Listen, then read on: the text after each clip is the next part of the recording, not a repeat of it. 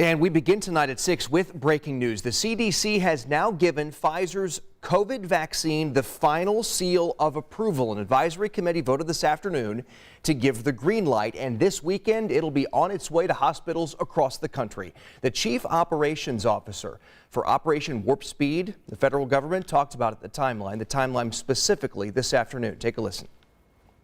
We expect 145 sites across all the states to receive vaccine on Monday, another 425 sites on Tuesday, and the final 66 sites on Wednesday, which will complete the initial delivery of the Pfizer orders for vaccine.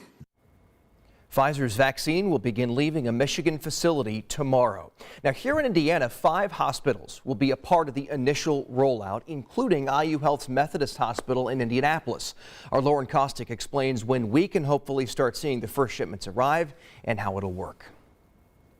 Well, Dustin, within hours, we expect to see the first shipments of the vaccine sent out to states across the country. But here in Indianapolis at Methodist Hospital, IU Health tells us they don't expect to see the vaccine until Wednesday. But that could all change as the shipment of these vaccines unfolds this week. Of course, once the vaccine does arrive, they don't want to waste any time. IU Health has already done a trial run of its vaccine clinic just a few days ago to work out some of the issues. They also have ultra-cold freezers ready to go in order to store this new vaccine. There's definitely light at the end of the tunnel. Where, it's a little step, and until I have vaccine in them, I think that will be the bigger one. I think the larger piece is getting people vaccinated.